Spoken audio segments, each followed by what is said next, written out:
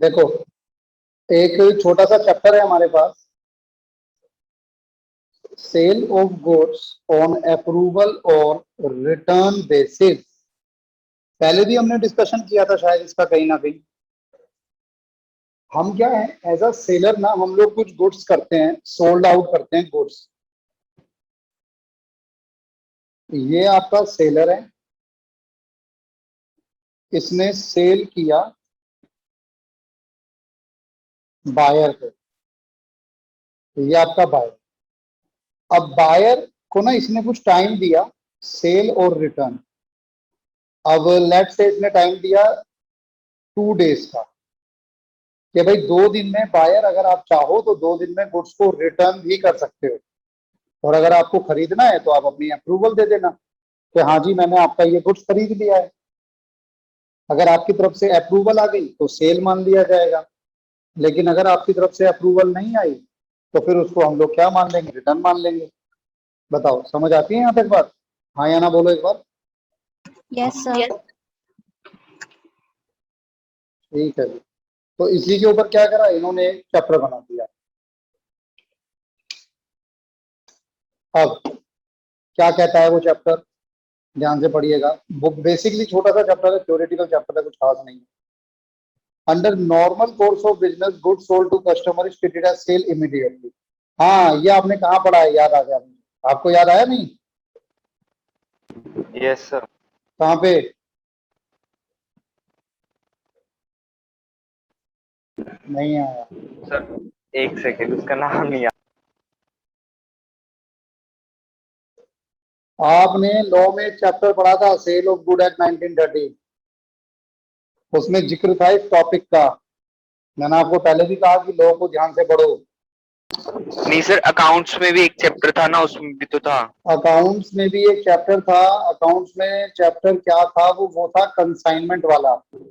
हाँ सर, उसमें कंसाइनमेंट में इसका जिक्र होता था। लेकिन अगर थ्योरेटिकली और लॉफुली आपने इसको पढ़ा तो वो आपने इसको पढ़ा सेल ऑफ गुड एक्ट 1930 में। अब सेल ऑफ गुड एक्ट 1930 में ना आपने एक बात पढ़ी थी कि जब भी हम गुड्स सोल्ड करते हैं कस्टमर को, तो जैसे ही हम सेल करते हैं तो इमीडिएटली हम लोग गुड्स ट्रांसफर कर देते हैं, गुड्स सोल्ड हो जाते हैं, रेवेन्यू रिकॉग्नाइज हो जाता है जैसे ही हम गुड्स सोल्ड करते हैं प्रॉफिट एंड लॉस अकाउंट में। लेकिन ये होता है कब, जब हम एकदम से सेल कर दिया, हमने सेल कर दिया तो हो गया। लेकिन कई बार क्या होता है, बिजनेसमैन अपनी सेल को इंक्रीज करने के लिए एक नया प्रोडक्ट मार्केट में इंट्रोड्यूस कर रहा है, तो वो हार्ड से, उसके साथ ये दिक्कतें आती हैं कम्पिटिटिव होने की वजह से। तो इस कंपटीशन को खत्म करने के लिए वो क्या कहता है, कई बार गुड्स कहता है आप रख लो, कस्टमर को कहता है आप रख लो, पसंद आए तो रख लेना, नहीं आए तो वापस कर देना। और बताओ इससे बड़ी बात हम क्या बोलेंगे, सेलर कहता है। तो यहाँ ये जो गुड्स आपने भेजे हैं ये अप्रूवल हो जाएगा तो सेल मान ली जाएगी, या फिर रिटर्न बेसिस पर हो जाएगा। Means goods are delivered to customer with the option to retain or return them with a specified period। तो गुड्स जो हैं आपके वो डिलीवर हो गए, कस्टमर को ऑप्शन दिया गया है कि या तो रख लो, रिटेन मतलब या तो रख लो या फिर रिटर्न कर दो। अब इसमें ध्यान से देखना, generally these transaction take place between a manufacturer या होलसेलर एंड अ रिटेलर। ज्यादातर ये ट्रांजेक्शन इनके बीच में होती है। अब इसमें ना एक चीज का ध्यान रखना, फॉलोइंग कुछ फीचर्स हैं इसके गुड्स ऑन सेल और रिटर्न बेसिस के। क्या क्या? There is a chance in the possession of goods from one person to another change. Possession तो समझते हो ना? पता लगेगा आप कितनी अकाउंट कितनी लो पड़ी है आपने। बताओ फिर क्या होता है पोजीशन का मतलब? नहीं पता आप लोगों को?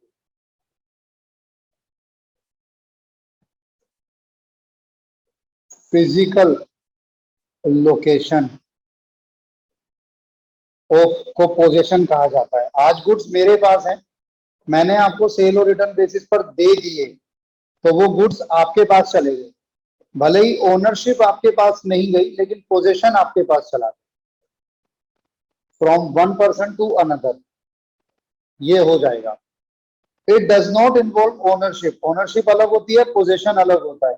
आप मेरे पास आए, आपने मुझसे बोला सर मुझे आपका लैपटॉप चाहिए 1 हफ्ते के लिए, तो मैंने आपको लैपटॉप 1 हफ्ते के लिए दे दिया। तो ये जो है मेरे लैपटॉप की पोजीशन चेंज हुई है, फिजिकल लोकेशन चेंज हुई है, पहले मेरे पास था अब आपके पास है, लेकिन ओनरशिप थोड़ी चेंज हो गई। ओनरशिप तो उसकी पहले भी मेरे पास थी और अभी भी मेरे पास है। तो जब मैं किसी को सेल कर रहा हूँ goods on return basis, approval और रिटर्न बेसिस, तो पोजीशन तो चेंज होगी लेकिन ओनरशिप चेंज नहीं होगी। ओनरशिप कब चेंज होगी? ओनरशिप चेंज होगी जब बायर अप्रूवल दे देगा, या फिर दूसरा ऑप्शन क्या है, if goods are not return within the specified period. जब आप किसी को देते हो ना, जैसे इसने यहाँ पे इसको टाइम दिया था 2 दिन का, तो सही कब मानी जाएगी? सेल मानी जाएगी या तो सामने वाला बायर अप्रूवल दे दे कि हाँ जी 1 दिन हुए या फिर कुछ ही घंटे हुए, तो उसने कहा ठीक है जी आप सेल मान लो मैंने खरीद लिया, या फिर जो पीरियड आपको दिया गया है उसके एक्सपायर पे, एक्सपायर ऑफ पीरियड, जैसे यहाँ पर 2 दिन का है, तो अगर 2 दिन बीत गए, बायर ने अप्रूवल नहीं दी लेकिन 2 दिन बीत गए, तो 2 दिन बीतने के बाद यही मान लिया जाएगा कि बायर ने वो माल खरीद लिया है। तो 2 सिचुएशन में सेल कंसीडर होती है, 2 सिचुएशन में ओनरशिप चेंज होती है। ओनरशिप पास होती है कब? फर्स्ट उसके अप्रूवल पर, दूसरा नॉट रिटर्न, उसने रिटर्न नहीं करा विद इन स्पेसिफाइड टाइम। बताइए कोई डाउट हो किसी को?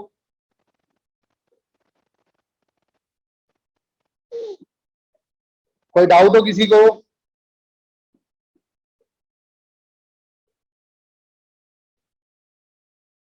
क्लियर है sir.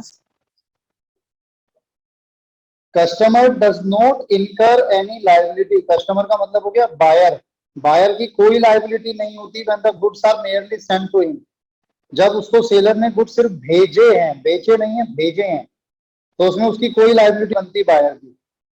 In case of online transaction, sometimes customer are given choice to pay on receipt of good। या आप समझते हो, ऑनलाइन ट्रांजेक्शन में कई बार हम गुड्स को घर पे मंगाते हैं, उसके बाद पैसे देते हैं। याद है क्या कहा जाता है उसको? Cash on COD। Delivery. COD, cash on delivery. और सम केसेस में हम लोग एडवांस में पे कर देते हैं।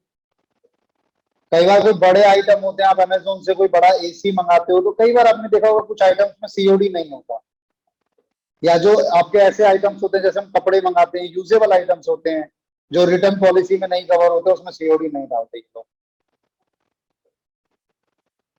कहता है चाहे केस एडवांस पे का क्यों ना हो, बायर ने एडवांस में पे कर दिया था, तब भी उसके पास ये राइट होता है रिफंड करने का। अगर वो गुड्स को रिटर्न करता है तो उसको पैसा वापस मिलेगा। इसी को तो सेल ऑन अप्रूवल और रिटर्न बेसिस कहा गया है। As per the definition given under sale of good act 1930, in respect of such goods the sale will take place or the property in goods, sale will take place, property का मतलब पता है? Ownership. Ownership, good, कुछ तो पता आप लोगों को। in the goods passed to buyer under any one, any of the following condition is satisfied, इन तीनों में से कोई भी एक कंडीशन सेटिस्फाई हो गई तो सेल मान ली जाएगी, ओनरशिप ट्रांसफर हो गई है ऐसा मान लिया जाएगा। कब कब? when he का मतलब बायर सिग्निफाई करता है, अपनी अप्रूवल और एक्सेप्टेंस देता है सेलर को। जब बायर अपनी अप्रूवल देता है या अपनी एक्सेप्टेंस देता है सेलर को, तभी ये मान लिया जाएगा। when he does some act adopting the transaction, अगर वो ऐसा कोई काम कर दे जिससे कि हो जाए हाँ जी उसने उसको एक्सेप्ट कर लिया। फॉर एग्जाम्पल, मैं अपने पड़ोस की दुकान से दाल खरीद कर लाया और मैंने पड़ोस के अंकल जी को बोला, दुकान वाले अंकल जी को बोला कि अंकल जी मैं अभी इसको सेल मत मानना आप,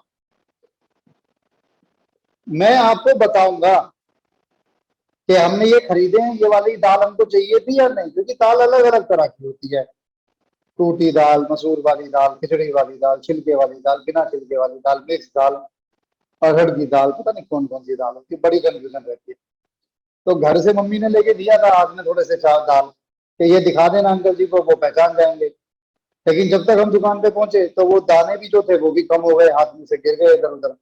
तो थोड़ी कंफ्यूजन रह गई हमें भी और अंकल जी को भी कि क्या यही दाल है या कोई और सी दाल है। तो मैंने उनसे परमिशन दी कि अंकल जी अभी इसको उधार पे मत चढ़ाना, सेल मत माना। मैं एक बार जरा दिखा दूं घर पर मम्मी को, अगर उन्होंने पास कर दी तो मैं आपको बता दूंगा कि हाँ जी अंकल जी यही दाल है, तब आप सेल मानना।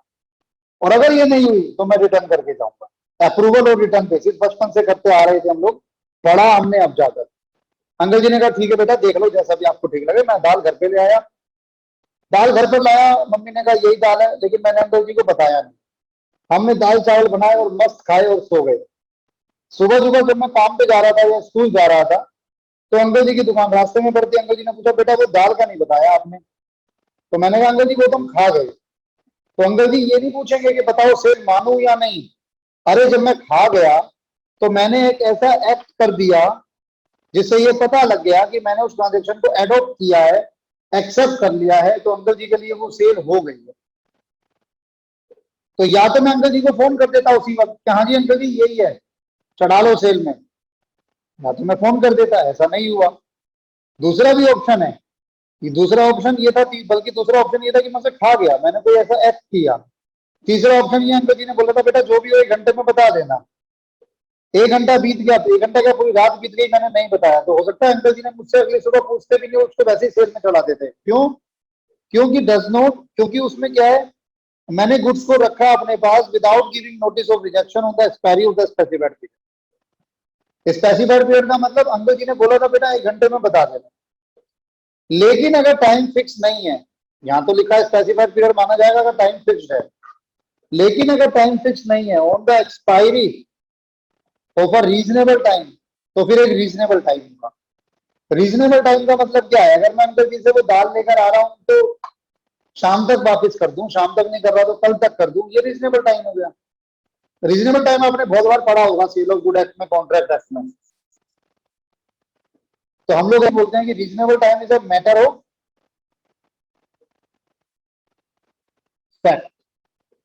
ये उस समय तथ्यों को देखते हुए अंदाजा लगाया जाएगा कि किसमें मैटर ऑफ फैक्ट क्या रहेगा। आपको समझ आते हैं तीनों पॉइंट्स? ये तीनों पॉइंट मोस्ट इंपोर्टेंट है आपके लॉ के पेपर के लिए भी और अकाउंट्स के चैप्टर के लिए। बताइए समझ आते हैं कि नहीं? Yes Yes, sir. ठीक, ठीक है।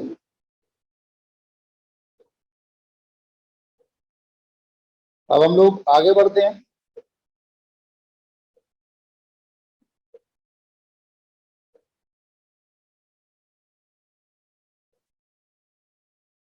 अब बात, ये तो मैंने आपको थ्योरी बता दी। अब बात आती है कि इसकी अकाउंटिंग ट्रांजैक्शन क्या होंगी या अकाउंटिंग रिकॉर्ड्स क्या होंगे, कैसे बनाएंगे हम।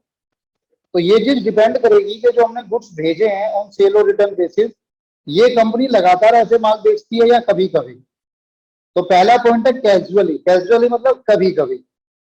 फ्रीक्वेंटली मतलब थोड़ा ज्यादा। न्यूमरसली मतलब लगातार ऐसी ही ट्रांजेक्शन होती है।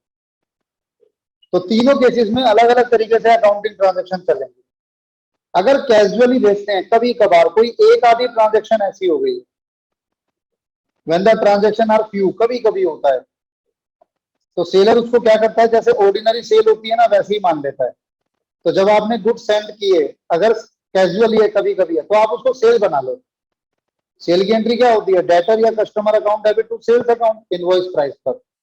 और अगर कल को वो गुड्स रिजेक्ट हो जाए तो आप उसकी उल्टी एंट्री कर दो, रिवर्स एंट्री कर दो, सेल या sale return account debit to customer account. आपने पहले ये एंट्री की, लेकिन अगर गुड्स एक्सेप्ट हो गए तो उसी केस में कोई एंट्री नहीं होगी। क्यों? क्योंकि उसमें ये वाली एंट्री चली रही है। हाँ, अगर रिटर्न हो गए तो ये वाली एंट्री। लेकिन अगर गुड्स को हायर प्राइस पे दिया गया, मान लो मैंने आज आपको कोई गुड्स दिए थे, आपने उसकी अप्रूवल 2 महीने बाद दी, लेकिन 2 महीने बाद तो उसके प्राइस बढ़ जाएंगे। तो मैंने बोला सर 2 महीने हो गए, अब तो प्राइस बढ़ गए। आपने कहा कोई बात नहीं सर, जितने बड़े बता दो हम पे कर देंगे। तो यहाँ पर आपने जो गुड्स एक्सेप्ट की है वो हायर प्राइस पे की है, जो प्राइस मैंने स्टार्टिंग में दिया था उससे ज्यादा। तो मैं आपसे जितना हायर है उतने की एंट्री और करूंगा सेल, डिफरेंस प्राइस। लेकिन अगर लोअर पे है तो मैं रिवर्स एंट्री करूंगा डिफरेंस प्राइस से। जल्दी बताओ, कोई डाउट? सर एक बार दोबारा बताना, आपकी आवाज कट गई थी। मेरी आवाज कट गई थी? फोर्थ पॉइंट बता दो, फोर्थ पॉइंट। जी, मैंने आपको गुड्स दिए, मान लो मैंने आपको गुड्स दिए 5,000 के, तो मैंने यहाँ से एंट्री की 5,000 से। कुछ टाइम के बाद आपने एक्सेप्ट किए, 1 महीने 2 महीने बाद, लेकिन जब तक उसका प्राइस हो गया था 6,000, तो 5,000 से तो मैं पहले एंट्री कर चुका हूँ, 1,000 रुपए से मैं सेल और दिखाऊंगा। सेल की entry, debtor account debit to sale. लेकिन अगर लोअर प्राइस पे हुआ, मान लो 4,000 रह गया जब प्राइस उसका, तो मैं 1,000 रुपए से एंट्री रिवर्स करूंगा। ठीक है सर। साल के अंत में अगर गुड्स पड़े हैं कस्टमर के पास, specified time limit is yet to expire, goods buyer के पास पड़े हैं लेकिन अभी तक अप्रूवल नहीं मिला है और ना ही पीरियड खत्म हुआ है, तो इसका मतलब अभी तक वो सेल काउंट नहीं होगी। लेकिन हमने तो उसको फर्स्ट एंट्री में सेल बना रखा होगा, लेकिन वो सेल है नहीं, तो एक तो मैं सेल अकाउंट को रिवर्स करूंगा और इन गुड्स को अपना इन्वेंट्री मानूंगा, inventory with customer to trading account. 6 point देख लो।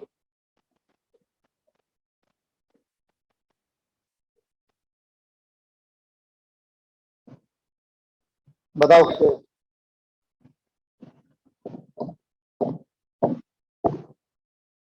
दोबारा बताना है कुछ?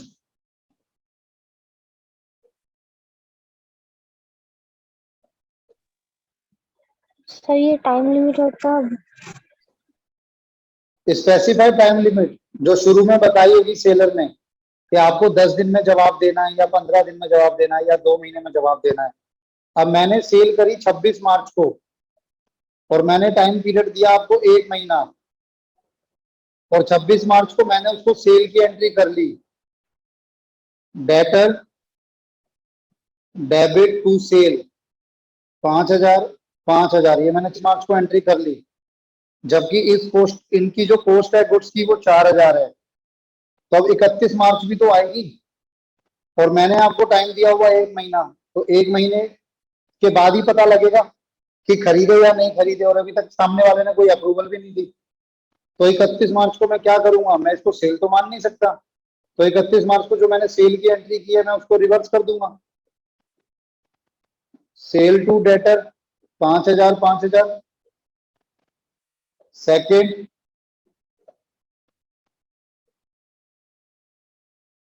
अब मैं इसको अपनी इन्वेंट्री मान के चलूंगा, भले ही वो बायर के पास पड़ी है लेकिन उसमें ओनरशिप अभी ट्रांसफर नहीं हुई, तो वो मेरी मानी जाएगी, यानी सेलर की इन्वेंट्री, इन्वेंट्री कॉस्ट पर होगी।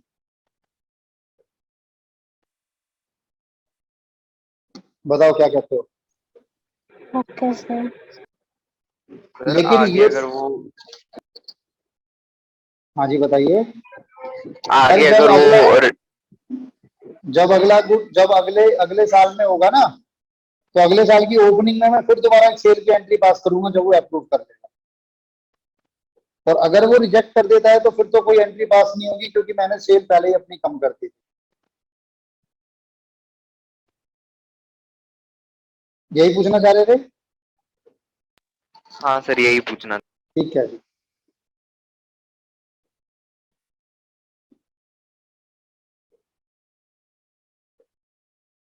ये तो था जब सामने वाला जो है वो गुड जो है कभी कभी बेचता है सेल और रिटर्न बेसिस पर, कभी कभी। अब आता है थोड़ा सा ज्यादा बेचता है वो, मैं ये नहीं कह रहा कि हर ट्रांजेक्शन उसी बेसिस पर होती है, लेकिन थोड़ी ज्यादा ट्रांजेक्शन होती है। When a business sends goods on sale or return on a frequent basis, an immediate sale does not take place, तो फिर हम उसको तुरंत सेल नहीं मानते। जब कस्टमर सिग्निफाई करता है, दर्शाता है अपने इंटेंशन, अपनी इच्छा गुड्स को परचेज करने पे, या कोई और एक्शन लेता है जहां से ये पता लगे कि हाँ जी वो परचेज करने वाला है, प्रॉपर्टी गुड्स में ट्रांसफर होगी, तभी हम उसको अपनी सेल मानते हैं। So loan the property does not, the seller does not record it as a sale, और इसीलिए हम उसको अपना कस्टमर को डेबिट नहीं करते। इस मेथड के अंतर्गत गुड्स को जो सेंड किए गए हैं सेल नहीं कह सकते, एक सेल और रिटर्न जर्नल बनाया जाता है, और इसमें 4 कॉलम होते हैं, कितने गुड्स आपने सेंड किए अप्रूवल बेसिस पर, कितने रिटर्न आ गए, कितने अप्रूव हो गए, और बैलेंस। बैलेंस का मतलब बेसिकली एक तरीके से हमारी inventory. date particular folio amount, date particular amount, date particular folio amount. When such journal is kept, the following procedure is adopted for recording transaction enter into on the basis of. यहां तक समझ आया आपको? तो मैं आगे बढ़ू।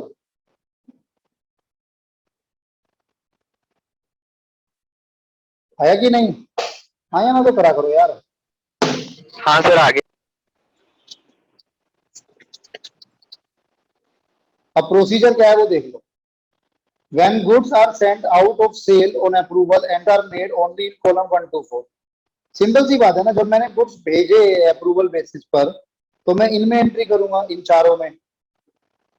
Sale price जो है वो कॉलम नंबर 4 में आ जाएगा अमाउंट में। Sale price is also debit to the customer account in goods on approval ledger and periodically total of 4 is posted. ये छोड़ दो। अगर गुड्स रिटर्न हो गए तो इसमें आ जाएंगे, अगर गुड्स रिटेन कर लिए तो वो इसमें आ जाएंगे। सिंपल सी बात है सर, कुछ खास तो है नहीं इसमें, तो इसको छोड़ देते हैं अभी। अब इसमें एंट्री क्या होगी देखो। The amount after eliminating the element of it is included in trading account की जाएगी। जब अप्रूव करेगा तो हम सेल की एंट्री करेंगे। जब हम प्रिपेयर करेंगे फाइनल अकाउंट, तो जो बैलेंस गुड्स हैं वो बैलेंस गुड्स हमारी बेसिकली क्या है, इन्वेंट्री। तो goods with customer to trading account, ये तो हमने पहले भी सीखी।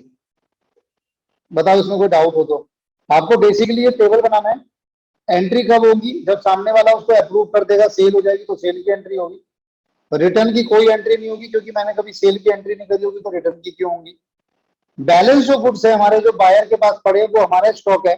तो स्टॉक विद बायर या stock with customer account debit to trading account post पर या एनआरवी, दोनों में से जो भी कम होगा। सर जर्नल जो हमने टेबल बनाया उसमें कॉस्ट या मार्केट प्राइस? नहीं सर, यहाँ पर तो आपका मार्केट प्राइस होगा। जो गुड्स रिटर्न होंगे वो भी मार्केट प्राइस पे होंगे, जो अप्रूव होंगे वो भी मार्केट प्राइस पे होंगे। ये बैलेंस भी मार्केट प्राइस पे होगा, लेकिन आपके पास कहीं ना कहीं कॉस्ट भी निकालने का तरीका दिया हुआ होगा, तो हमें कॉस्ट निकालनी पड़ेगी। जैसे मैंने यहाँ पे आपको बताई थी ना कि भाई 5,000 है, 5,000 है, लेकिन मैंने अलग से कॉस्ट भी बताई 4,000। तो ये वाली जो एंट्री है ना, इन्वेंट्री वाली, हमेशा कॉस्ट पर होगी। कॉस्ट या एनआरवी जो भी कम होगा। ठीक है यहाँ तक?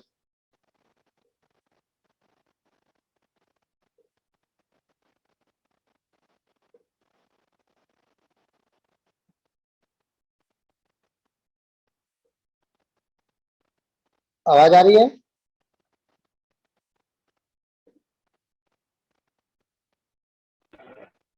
आवाज अटकती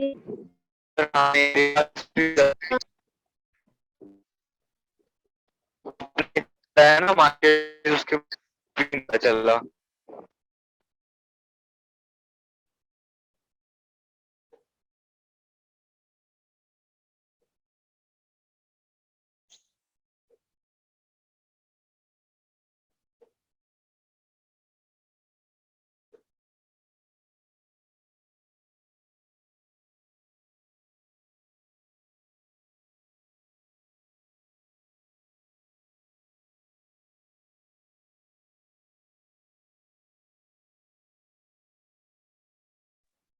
आवाज आ रही है? हाँ सर। Yes sir. ठीक है, एक बार इसमें जो क्वेश्चन आपको नजर आ रहा है वन को पढ़ना।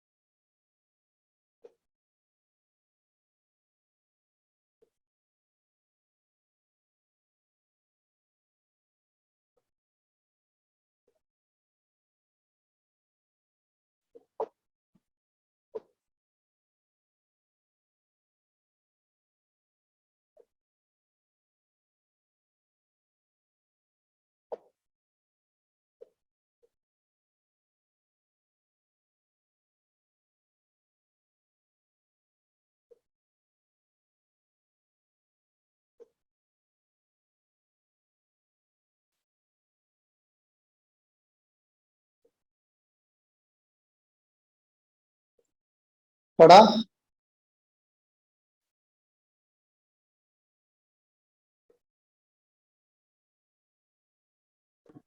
Yes sir. आया कुछ समझ? यस सर, आ रहा है। Mister Ganesh send out goods on approval to a few customer. तो जब आप फ्यू कस्टमर को बेचते हो तो अप्रूवल बेसिस वाली सेल भी आप तुरंत अपनी सेल देते हो। And include the same in sale account. बिल्कुल, इसने भी वही बोला कि आपने सेल अकाउंट में उसको तुरंत दिखा दिया। on 31 March 2018 the trade receivable balance stood at rupees this. Trade receivable का बैलेंस आपका पहले से यानी डेटर का बैलेंस इतना है, जिसमें कि इंक्लूड है 6500 goods sent on approval against which no intimation was received during the year. और ये पिछले साल की बात है। 31 मार्च 18 को आपके ट्रेड रिसीवेबल में 75,000 का बैलेंस है 31 मार्च को, लेकिन उसकी अब तक कोई भी आपको इंटीमेशन नहीं मिली। तो उसका क्या करेंगे हम लोग? सेल को हटा देंगे। जब मैंने सेल किया होगा तो मैंने 6500 रुपए को अपनी सेल मान लिया होगा, लेकिन अब साल खत्म हो चुका है और मुझे उसके अगेंस्ट में कोई अप्रूवल नहीं मिली, कोई इंटीमेशन नहीं मिली, तो मैं उसे सेल नहीं मान सकता। तो मैं सेल को हटाऊंगा, अपने डेटर को कम कराऊंगा। और ये जो गुड्स आपने भेजे थे ये 30% अबव कॉस्ट प्राइस थे। किस किस को भेजे थे? 3900 इसको, 2600 इसको। उससे हालांकि हमें कोई फर्क नहीं पड़ता। मिस्टर आदित्य से, हाँ जी बोलिए। सर 1 साल तो बहुत ज्यादा हो गया। तो बच्चे मैं कब अपन कह रहा हूँ कि 1 साल साल होगा? मान नहीं लो लगे आपने टाइम। 26 मार्च 2018 को बेचा हो और आपने 1 महीने का टाइम दिया हो, तो भी तो 31 मार्च को आपको वो अप्रूवल वापस दिखानी पड़ेगी।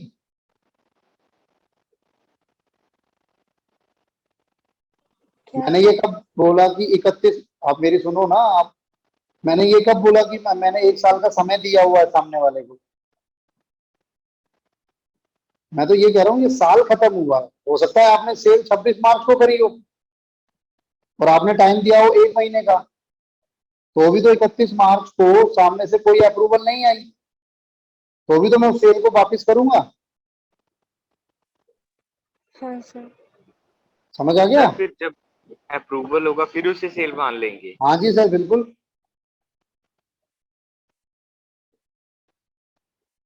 अब आदित्य को देखो, उसने सेंड करा इंटीमेशन ऑफ एक्सेप्टेंस 25 अप्रैल को 3900 की। ये क्योंकि आदित्य को 3900 का था, तो हम 25 अप्रैल को दोबारा से उसको अपनी सेल मान लेंगे। और बाकी रम जो है उसने रिटर्न कर दिए 15 अप्रैल को, तो मैं उसकी एंट्री नहीं करूंगा। क्यों? क्योंकि मैं उसको पहले ही अपना रिटर्न दिखा चुका हूं। Make the adjustment entry show how this item will appear in balance sheet. Balance sheet भी आपको दिखानी होगी, ठीक है। So also the entry during April की भी बताओ। क्लोजिंग इन्वेंट्री आपकी ये है, ठीक है, करते हैं।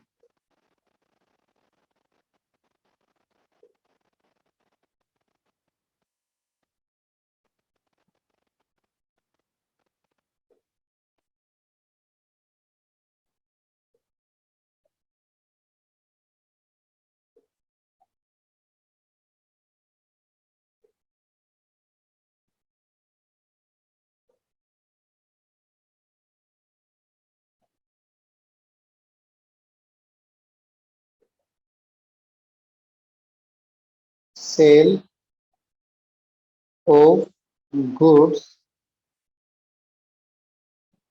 ऑन अप्रूवल और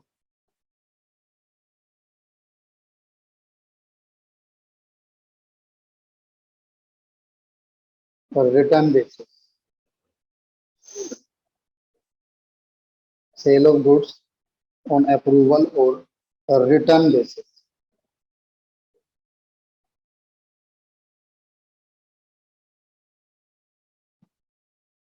question number 1।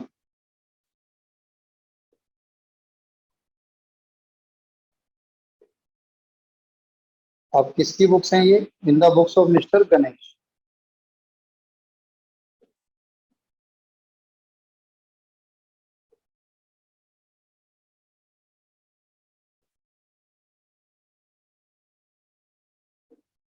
In the books of mister Ganesh.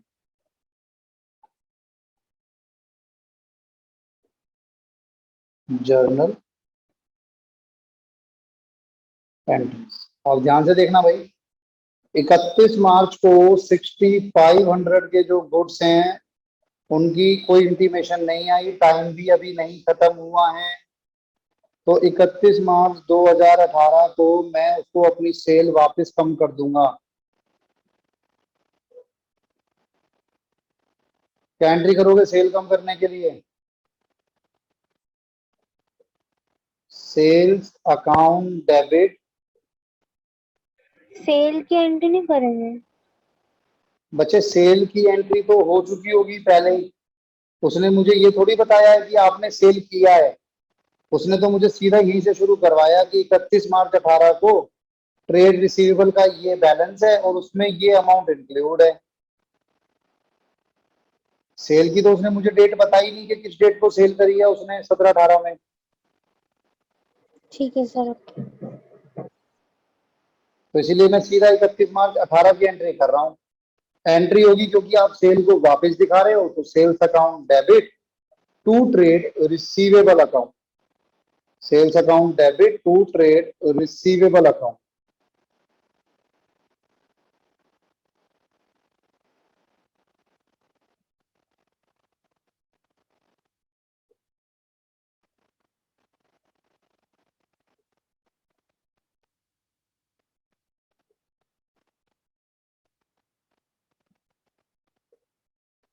Receivable account. 6500 की सेल हमने वापस कर ली 31 मार्च को। अब इसी 31 मार्च को ये जो आपने सेल वापस की है, तो ये क्या माना जाएगा? आपकी इन्वेंट्री माना जाएगा। Inventory with customer account debit to trading account. लेकिन 6500 में लिख नहीं सकता क्योंकि 6500 जो है वो 30% अबव कॉस्ट है। ये देखो 30% अबव कॉस्ट प्राइस, तो ये 130% है अपने आप में।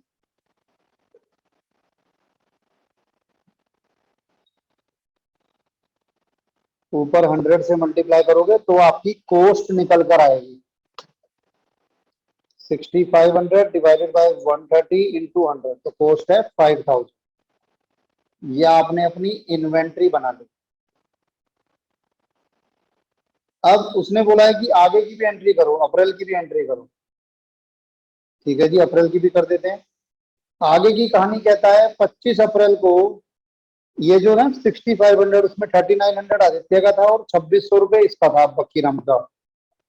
तो जो आदित्य है ना, उसने इंटीमेशन दे दिया कि हाँ जी हम खरीद रहे हैं। तो अब खरीद रहे हैं तो अब मैं इसको सेल दिखा दूंगा।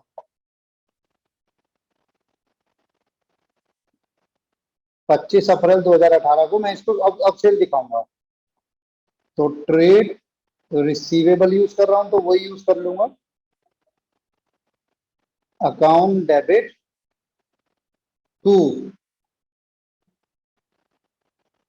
Sales account. Trade receivable account debit to sales account. कितना? जितना उसने बोल दिया। फिर वो कहता है कि बाकीराम ने रिटर्न कर दिए कुछ, क्या रिटर्न की भी एंट्री होगी? No entry. क्यों? क्योंकि ये तो 6500 में ही है और 6500 की रिटर्न की एंट्री तो मैं पहले दिखा ही चुका था।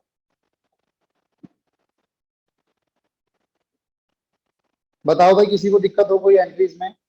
दिल खोल के पूछ सकते हो। नहीं sir. No sir. Good.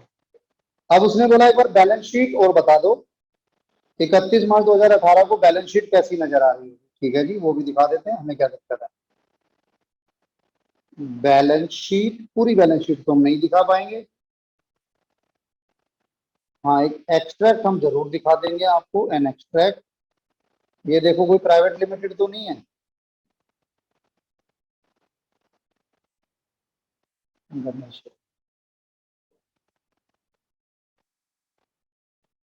Liability amount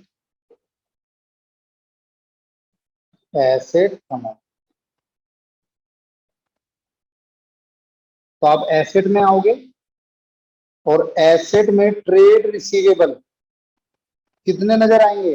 भाई पहले का बैलेंस था 75, उसमें से कितने वापिस हो गए? 6500, तो कितना बचा ये? 68,500। और आपको इन्वेंट्री का बैलेंस भी दिया हुआ है। इन्वेंट्री का बैलेंस कितना दिया हुआ है? 50,000। उसमें इन्वेंट्री बढ़ गई थी 5,000 से। ये आ गया आपका 55,000। बस ये टोटल हो जाएगा इसका जो भी आएगा।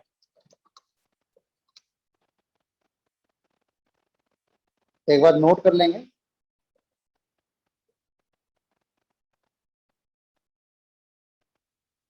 कोई डाउट है तो बताइए, वरना एक बार प्लीज नोट कर लीजिए।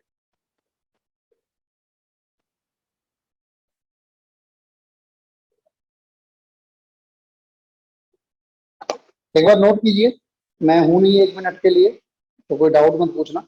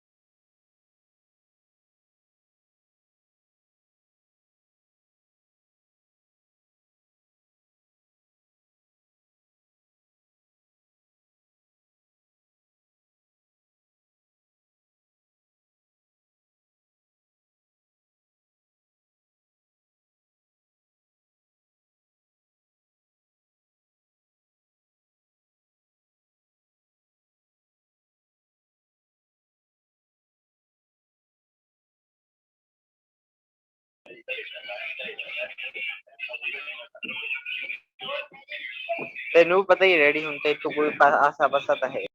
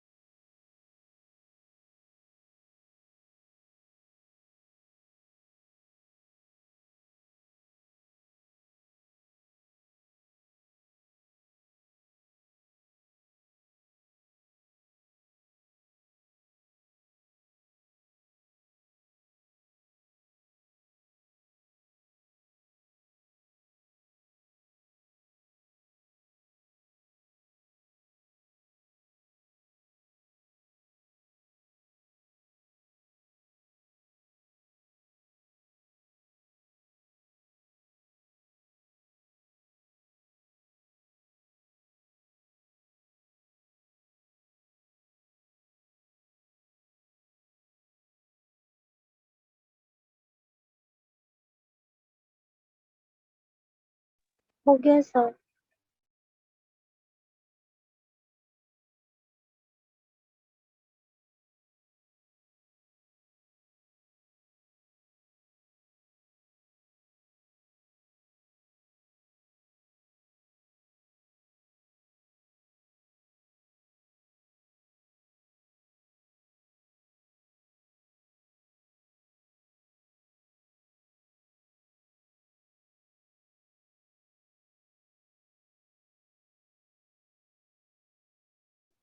हो गया क्या सबका? Yes sir.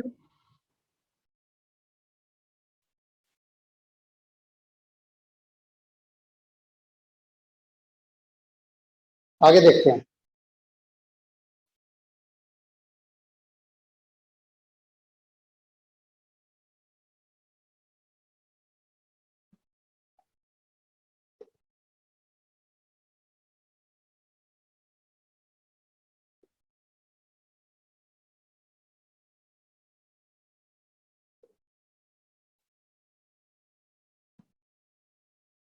एक बार ये वाला करना जरा फोर्थ।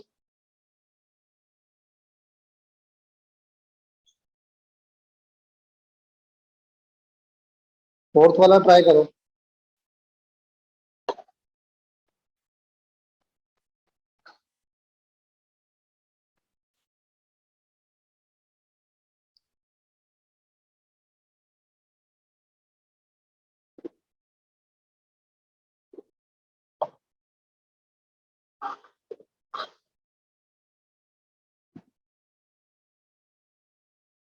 कर रहे हो?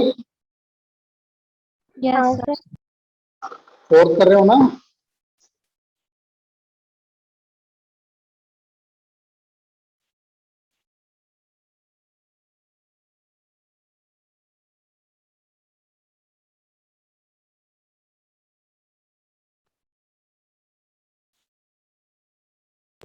मतलब सर गुड्स अप्रूव नहीं हुई?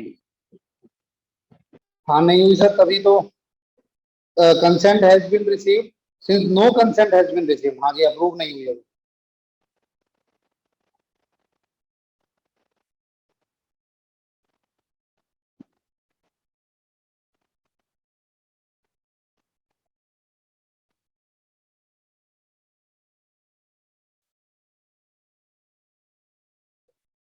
बहुत सिंपल है सर, मुश्किल नहीं है।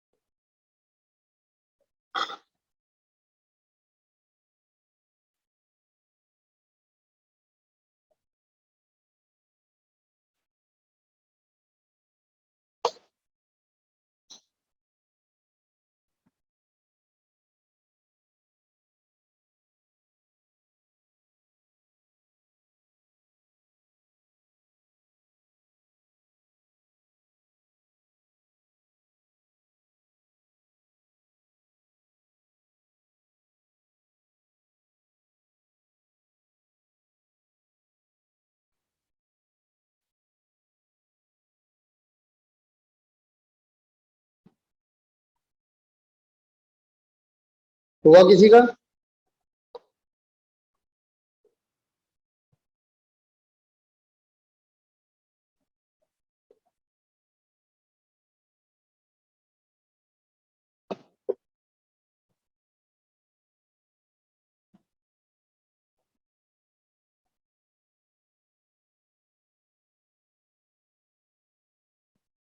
(31 March 2021) goods sold at a sale price of ₹30,000 were lying with customer. तो 31 March 2021 को गुड्स जिनकी वैल्यू 30,000 थी वो कस्टमर के पास पड़े हैं सपन, जिसको हमने गुड्स थे सेल और रिटर्न बेसिस पे, और एक्चुअल सेल हमने रिकॉर्ड कर ली थी तभी। सिंस नो कंसेंट, कोई कंसेंट नहीं आया सपन से, तो इसका मतलब वो सेल नहीं मानी जाएगी, आपको एडजस्टमेंट एंट्री पास करनी है। और कॉस्ट प्लस 25% का प्रॉफिट है। Present market price is 20% less than the cost price. लीजिए, ये तो और कम हो गया। बताओ इसमें क्या दिक्कत आ रही है, मुझे तो समझ नहीं आ रहा। पहली एंट्री क्या करी है? सेल्स टू ट्रेड रिसीवेबल्स हाँ बिल्कुल। कितना अमाउंट? 30,000। 30,000।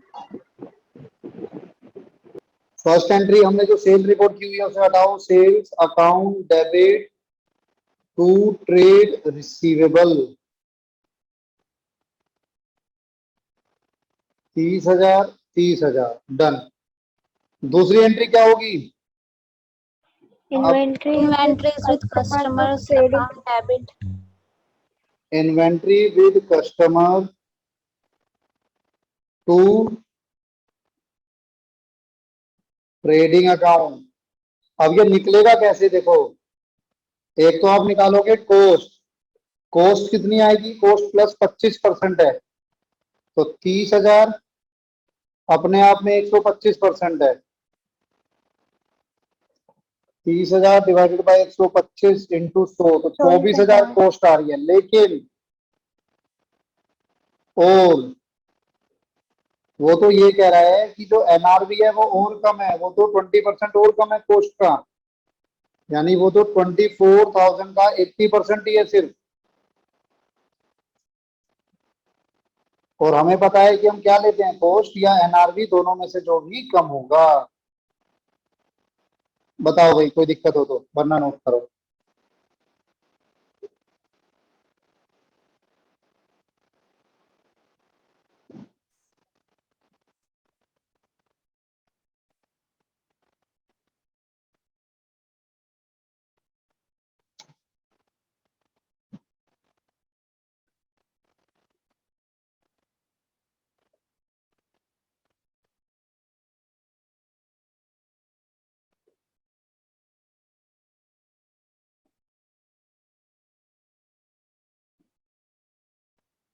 हो गया? Yes sir.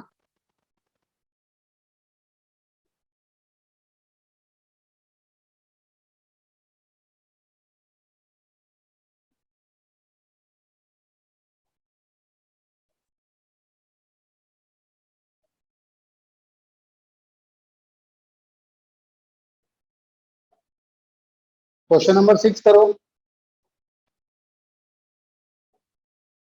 या एक काम करो, चलो 6 को बाद में करना। पहले मैं आपको एक बार लास्ट टॉपिक करा देता हूँ, फिर आप इसको देख लो। मैंने आपको दो कराए। एक में तो ये टेबल सा बनाना होता है, इसका कुछ खास आता नहीं है क्वेश्चन। एक तो जो क्वेश्चन आते हैं वो मैंने आपको दिखाए। एक इस तरह के आते हैं जहां पर आप न्यूमरसली यानी रेगुलरली ये ट्रांजेक्शन करते हो। व्हेन ट्रांजेक्शन आर न्यूमरसली या business maintaining the following books, तो आपको दो किताबें बनानी पड़ती हैं। पहली सेल और रिटर्न डे बुक, और दूसरी सेल और रिटर्न लेजर। लेजर में क्या होता है, कंटेन करती है account of customers, and sale और रिटर्न टोटल अकाउंट। तो बेसिकली जो लेजर है, सेल और रिटर्न लेजर जो है, उसमें आएगा जो जो कस्टमर है उनके अकाउंट्स, प्लस सेल और रिटर्न का टोटल जो आएगा वो आएगा। मैं बताऊंगा कैसे। और जो डे बुक है वो एक प्राइमरी बुक है जिसमें कि सारी ट्रांजेक्शन रिकॉर्ड होती है, और फ्रॉम देयर उसी डे बुक से वो एंटर होती है सेल और रिटर्न टोटल अकाउंट में। ये जो टोटल अकाउंट है ना, ये टोटल अकाउंट कहां से आएगा? सेल और रिटर्न डे बुक से आएगा। It is important to remember that both are memorandum, दोनों मेमोरेंडम है। मेमोरेंडम का मतलब है इनमें से कोई सी भी आपकी रेगुलर बुक्स ऑफ अकाउंट, जो रेगुलर लेजर जनरल होते हैं, उनका पार्ट नहीं बनता। अब इसका फॉर्मेट समझ लो, या मैं कहूं प्रोसीजर समझ लो कैसे होता है। Following procedure. हाँ एक जी बार बोलिए। सर आपकी आवाज ही अटक गई। नहीं, आवाज तो नहीं अटकनी चाहिए। अब किसी और को भी अटक रही है क्या आवाज? एक बार और बता दो, सुनाई नहीं दिया। ठीक है, अभी बता। दो बुक्स बना रहे हैं हम। एक हम बना रहे हैं सेल्स और रिटर्न डे बुक, और एक हम बना रहे हैं सेल्स और रिटर्न लेजर। दो चीजें बना रहे हैं। सेल्स और रिटर्न डे बुक में हमारी सारी एंट्रीज रिकॉर्ड होती हैं, ऑल ट्रांजेक्शन। मैं बताऊंगा कैसे रिकॉर्ड होती है। और इसी सेल और रिटर्न डे बुक की मदद से हम लोग इसको बनाते हैं लेजर को। लेजर में बेसिकली हम कस्टमर्स को डेबिट करते हैं एंड जो टोटल होता है, टोटल किसका, सेल और रिटर्न डे बुक का, वो डालते हैं। मैं बताऊंगा कैसे, बस ये ध्यान रखो, दो बुक बन रही है, सेल और return day book and sale और रिटर्न लेजर। अब प्रोसीजर क्या है, जब गुड्स आप सेंड करते हो कस्टमर को ऑन सेल और रिटर्न बेसिस, तो वो पहले रिकॉर्ड होंगे, first recorded in the sale और रिटर्न डे बुक। वहां से वो सेल और रिटर्न लेजर में जाएंगे, all the customers are individually debited and the sale और return account is credited with the periodical total of the sale और return. पहले आप एंट्री करोगे सेल और रिटर्न डे बुक में, वहां से आप उसे सेल और रिटर्न लेजर में ले जाओगे। जब आप उसको लेजर में ले जाओगे तो सारे कस्टमर को इंडिविजुअली डेबिट करोगे, जैसे हम सेल करते हैं तो डेटर अकाउंट डेबिट होता है, और सेल और रिटर्न अकाउंट को क्रेडिट करोगे पीरियोडिकल टोटल से। ये पीरियोडिकल हफ्ते भर का भी हो सकता है, महीने का भी हो सकता है, वो डिपेंड करेगा क्वेश्चन में। जब गुड्स रिटर्न करेगा, अभी कोई डाउट नहीं लूंगा, जब गुड्स रिटर्न करेगा कस्टमर स्पेसिफाइड टाइम में, तो उनको रिकॉर्ड किया जाएगा इनिशियली सेल और रिटर्न डे बुक में रिटर्न करते हुए, उसके बाद सेल और रिटर्न लेजर में। सेल और रिटर्न अकाउंट डेबिट होगा पीरियोडिकल टोटल से, टोटल ऑफ सेल और day book and the individual customer credit हो जाएंगे। ठीक है जी। When business receive information about acceptance of goods or no intimation is received within the specified time, तो उसको cell मान लिया जाएगा and recorded in the sales day book. Periodically, the total of sale day book is credited to sales account and debited to this. To cancel the earlier entry, individual customer are credited. ठीक है। Entries for approved goods are shown below. Memorandum sales और return ledger में हम entry करते हैं sale और return account तो individual customer account, individual customer account to sale account, ये आपकी जनरल नोट है। मैं आपको उसके क्वेश्चन के साथ दिखाता हूँ, आपको तभी समझ आएगा। एक बार क्वेश्चन नंबर 2 पढ़ना। सर एक बात पूछनी थी, हाँ जी पूछिए। हमने डेप्रिसिएशन में वो प्रोविजन वाला कर रहे थे, वहीं तक किया था ना आई थिंक। हाँ सर, उसकी मैं आपको एक वीडियो भेजूंगा, उसको देखना, उसके बाद वो वाला क्वेश्चन मैं करा दूंगा, जो टफ वाला क्वेश्चन था। ठीक है। एक बार क्वेश्चन नंबर 2 पढ़ना।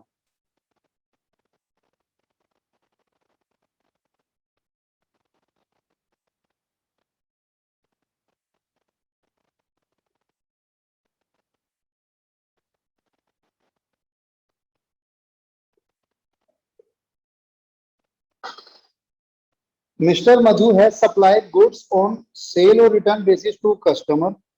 Particulars which are as under dispatch, इस डेट को आपने सेल किया, इस पार्टी को सेल किया, ये अमाउंट है।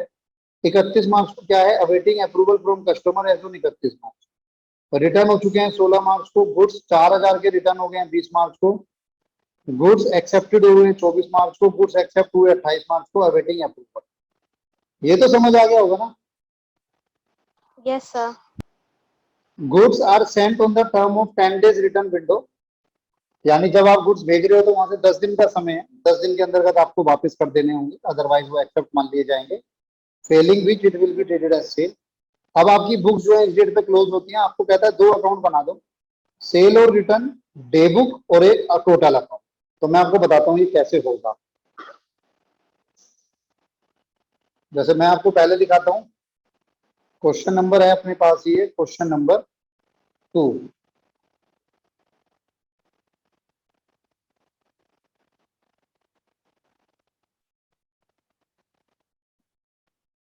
in the books of Madhu, sales or return day.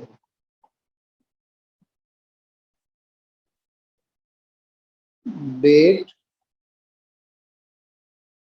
party, ledger folio, amount, date,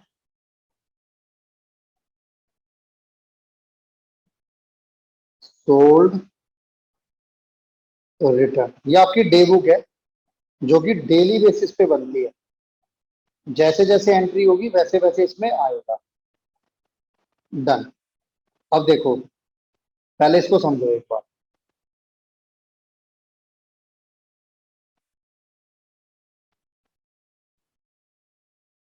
क्या क्या डेट है, जैसे 1 मार्च है, 1 मार्च को आपने पिया को सोल्ड किया, मैसर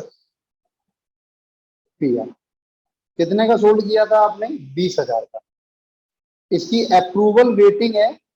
अब ये 1 मार्च को बेचा था आपने, वो 10 दिन का समय था मिस पिया को, 20,000 का। अब मुझे ये बताओ कि किस डेट पर इसके 10 दिन पूरे हो गए? 11 मार्च को। और अभी भी उसकी तरफ से अप्रूवल वेटिंग है, तो भाई अप्रूवल वेटिंग है तो हम तो 10 दिन बाद उसको सेल मान लेते हैं। तो मैं 20,000 को क्या मान लूंगा? सोल्ड। आती है बात समझ? Yes, sir. अगली डेट है 8 मार्च, रिया को।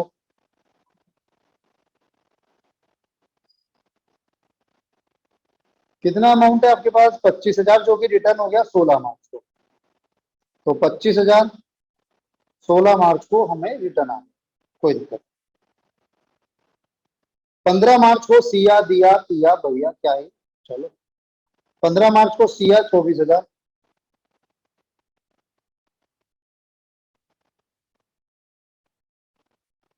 15 मार्च को सिया 24,000, और 24,000 थे उसमें से 20 मार्च को 4,000 के गुड्स रिटर्न हो गए। 20 मार्च को 4,000 के गुड्स रिटर्न हो गए, लेकिन 24 में से 4 गए तो 20,000 के तो सेल मान लिए जाएंगे, क्योंकि मैं 15 को बेच चुका हूं और 10 दिन का समय था, तो वो 31 मार्च से पहले पहले क्या हो चुकी होगी? सेल मान ली गई होगी। बताइए कोई दिक्कत हो तो। 19 मार्च में 22,500, 19 मार्च दिया 22,500, गुड्स एक्सेप्टेड हुए हैं 24 मार्च 2020 को, सारे एक्सेप्ट हो गए 24 मार्च को। चलो अच्छी बात है जी, कुछ तो सेल लगी। 22,500, 25 मार्च को किया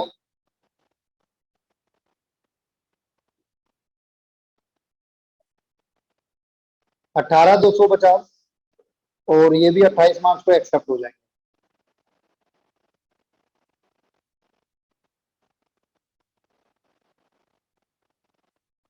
18,250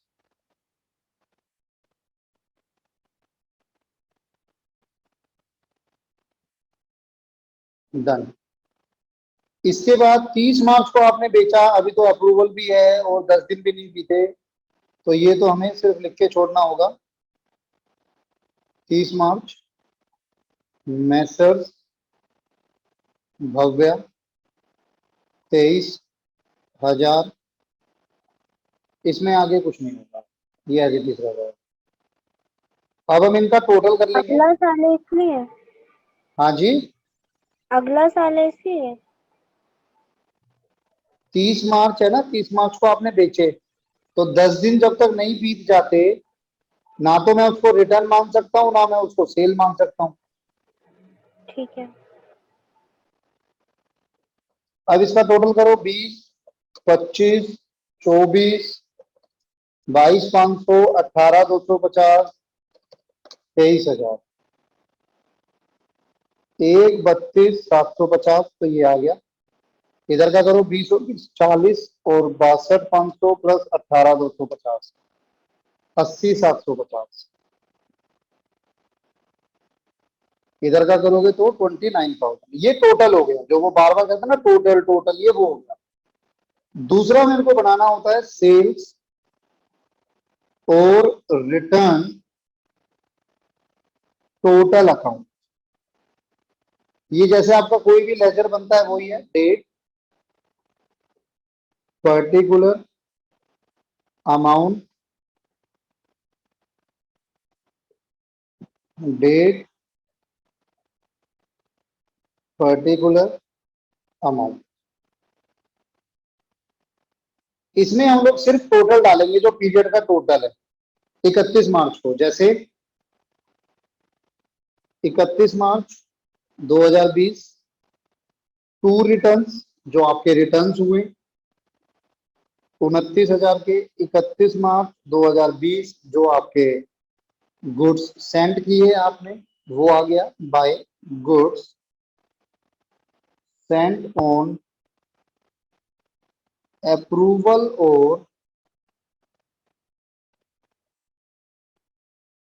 और रिटर्न बेसिस 1,32,750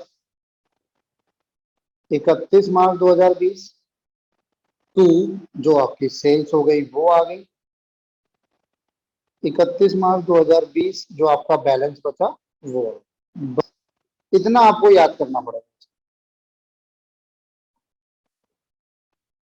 तो यही कहानी वो ऊपर बोले जा रहा था। अब अगर आप इसको पढ़ोगे तो आपको समझ आएगा। जैसे ये वाला है, तो goods send to customer on sale और return basis first recorded in sale और रिटर्न डे बुक। मैंने डे बुक में रिकॉर्ड किया, देयर आफ्टर उसके बाद वो लेजर में जाएगा और लेजर में क्या करेंगे, हम कस्टमर को डेबिट करेंगे और सेल और रिटर्न अकाउंट को क्रेडिट करेंगे विद पीरियोडिकल टोटल। तो मैंने वो टोटल कर दिया। ऐसे ही जब गुड्स रिटर्न होंगे तो पहले उनको हम लोग डालेंगे सेल और रिटर्न डे बुक में, उसके बाद हम सेल और रिटर्न अकाउंट को डेबिट करेंगे विद पीरियोडिकल टोटल। आ रही है बात समझ में? Yes, sir. तो प्लीज अगर आ रही है तो भी अच्छी बात है, नहीं आ रही है तो थोड़ा सा इसको मदद करना पड़ेगा आपको। एक बार इसको नोट कर लो या कर लिया साथ के साथ? No, जो sir. रहता है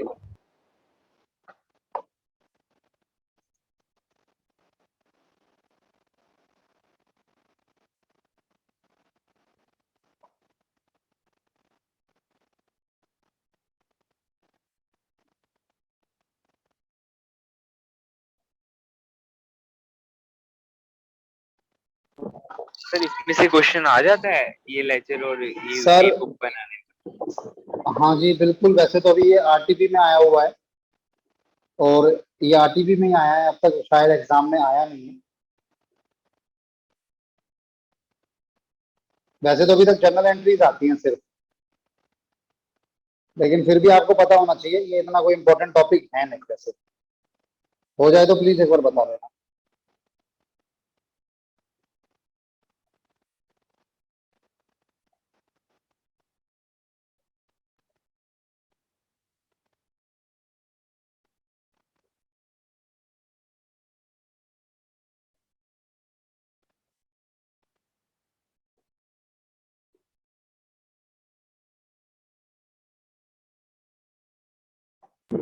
सर, बैलेंस बीडी की है जो आपने, वो 23,000 नहीं आएगा? सॉरी सॉरी सर, गलत किया मैंने ना। हाँ 23 आएगा सर।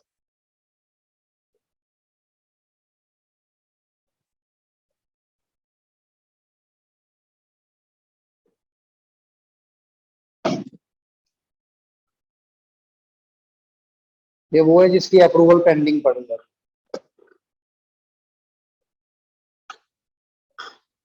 हो गया क्या? हाँ सर। No, sir.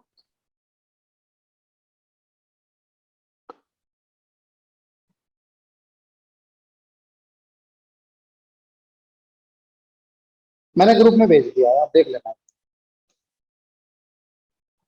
अब यही आपका चैप्टर था सर, सिर्फ इतना आपका चैप्टर था, ये खत्म हो गया। यहाँ तक मैंने पढ़ाया आपको, ये खत्म हो गया। अब जैसे थर्ड क्वेश्चन है तो सेम क्वेश्चन है ये भी, no information return, same question है। आपको यही दो बुक बनानी है, सेम तरीके से बनानी है। तो इनको आप एक बार देख लेना, कोई दिक्कत होगी तो मुझे बताना। वैसे दिक्कत इनमें आती नहीं है बच्चों को कभी।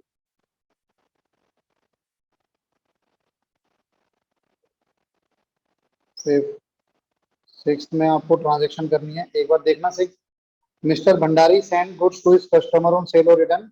ये ट्रांजेक्शन हुई दिसंबर 2017 में, दिसंबर 2 को सेंड किए हैं गुड्स को ऑन सेल और रिटर्न बेसिस पे ही आपने सेंड कर दिए। दिसंबर 10 को गुड्स रिटर्न हो गए। दिसंबर, ये आपको जनरल एंट्री करनी है इन सबकी। सिर्फ रिसीव हुआ लेटर से अप्रूवल के लिए। तो देखो मेरी बात सुनो। फिर सेल की एंट्री कभी नहीं करते हैं क्या? नहीं वो तो आप यहीं कर दोगे ना। अगर आप इन तीनों का टोटल करते हो तो आप देखोगे 3 और 3 6। ये थोड़ा सा ज्यादा क्यों आ रहा है? अच्छा ये सोल्ड उसमें होगा ना, सेल प्राइस में। सेंड गुड्स ऑन सेल और return basis at cost plus 25%, 80,000। 6 7 80। तो जब आप ये वाली एंट्री करोगे ना, तो ये आप पूरी सेल की एंट्री करोगे ना पहले ही। कस्टमर टू सेल्स ये एंट्री होगी, उसके बाद इसकी एंट्री होगी, वो रिवर्स हो जाएगी। इसकी एंट्री नहीं होगी जब वो अप्रूवल देगा, क्योंकि वो तो इसमें इंक्लूड है। और ये वो गुड्स हैं जो उसके पास पड़े हुए हैं, तो इसकी आप रिवर्स एंट्री करोगे, उसके बाद इन्वेंट्री की एंट्री कर दोगे। सर सेकंड एंट्री होगी, ये वाली होगी, 17 वाली नहीं होगी। 17 वाली नहीं होगी बच्चे, क्योंकि आपने यहाँ पर सेल मान लिया है और ये भी सेल ही बता रहा है कि हाँ जी हमने एक्सेप्ट कर ली है। तो मैं तो उसको पहले ही सेल मान चुका हूं, तो मैं दोबारा सेल की एंट्री क्यों करूंगा। और 23 दिसंबर की 23 दिसंबर, हाँ पहले अपोजिट एंट्री होगी और उसके बाद इन्वेंट्री वाली एंट्री होगी कॉस्ट पे। हाँ कॉस्ट के लिए ये यूज करोगे आप बस। तो ये 2-4 क्वेश्चन को एक बार होमवर्क करके रखना। मैं नेक्स्ट क्लास में एक बार इसके होमवर्क ले लूंगा, जो डेप्रिसिएशन वाला पार्ट है वो रह जाएगा, उसके बाद हम लोग पार्टनरशिप स्टार्ट करेंगे, ओके क्योंकि और शायद कुछ रह भी नहीं गया है ना अपने पास। ये हो गया है एक, ये हो गया है। तो अब जो मेरे पास रह गया है वो ये पार्टनरशिप का रह गया है, और ये सब 11th वाला रह गया, नया कुछ नहीं रह गया। रेक्टिफिकेशन कैश फ्लो वो भी धीरे धीरे हम कर लेंगे। तो प्लीज ये होमवर्क जरूर करके रखना एक बार। ठीक है बच्चे, बाय बाय।